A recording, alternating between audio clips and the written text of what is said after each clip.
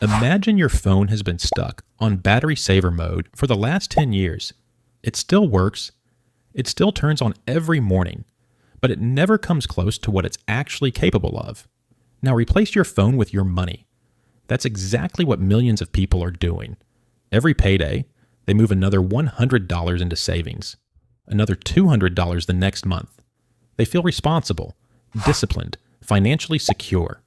Then one day they open their banking app and notice something strange. Their savings account has $10,000 sitting there, earning barely enough interest to buy lunch.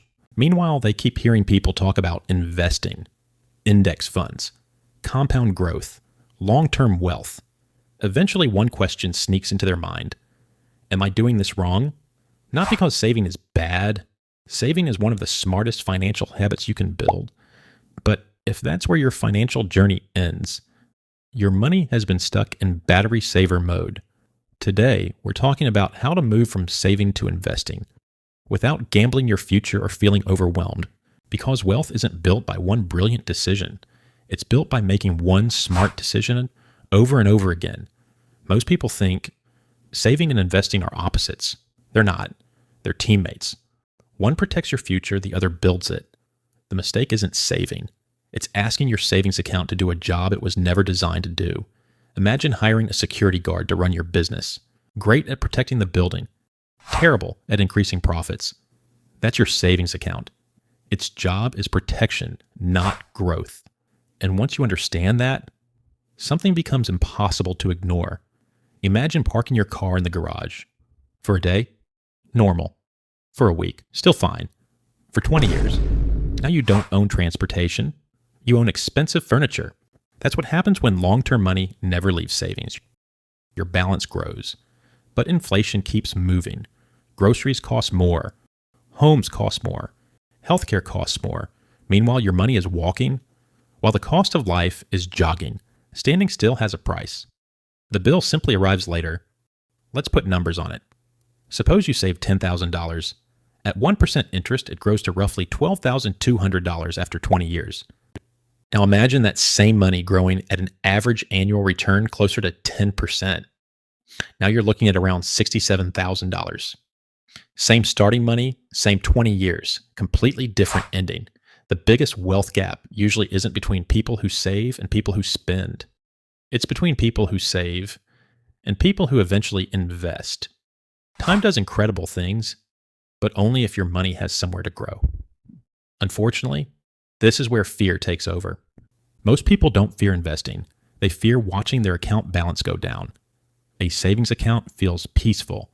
The number barely changes. Investments don't work that way. Some days they're up. Some days they're down. That's perfectly normal. Markets have never moved in a straight line. And honestly, you wouldn't want them to, because if markets never moved, they'd never grow. Temporary declines are simply the price of long-term growth. Before your money starts climbing, though, it needs something solid underneath it. Think of your emergency fund as the foundation beneath a skyscraper. Nobody admires the foundation, it's invisible. But remove it, and everything above it eventually falls apart. 3 to 6 months of living expenses, that's your financial shock absorber. Lose your job, you're covered. Unexpected medical bill, covered. Car repair, covered. An emergency fund isn't there to make you wealthy. It's there to stop temporary problems from becoming permanent setbacks. Markets rarely hurt long-term investors. Needing invested money at the worst possible moment does. Now make one mental shift. Stop thinking about your money as one giant pile. Give every dollar a job. Some dollars wear hard hats. Their job is protection. Others wear running shoes. Their job is growth. Separate safety money from growth money. And investing becomes much less emotional. Your emergency fund isn't invested. Your grocery money isn't invested. Only your long-term money is. Different jobs, different timelines. And suddenly, one of the biggest excuses disappears. I'll start investing when I have more money.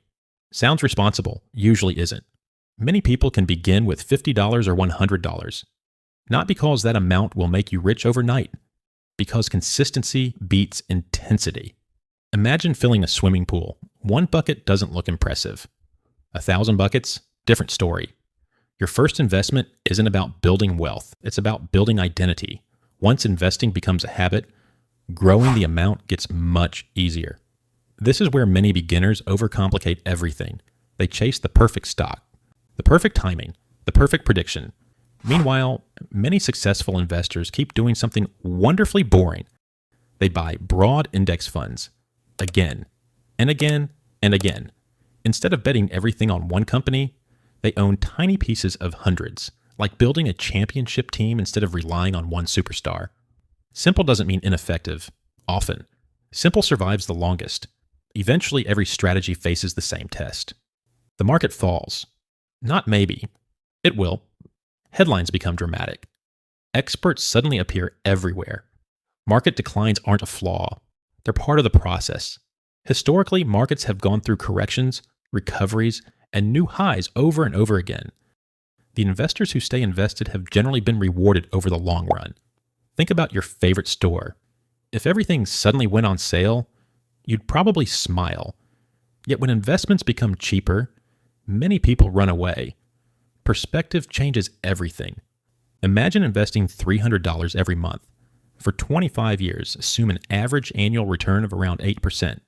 You contribute roughly $90,000. Your portfolio grows to approximately $285,000. And nearly $195,000 wasn't earned directly by you. It was earned by your money while you were working, sleeping, traveling, living your life.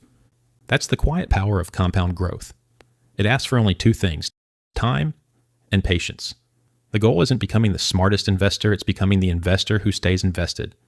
Because wealth rarely arrives with fireworks. It usually arrives disguised as years of ordinary decisions repeated consistently. Until one day, you realize your money has been building a future while you've been busy building your life.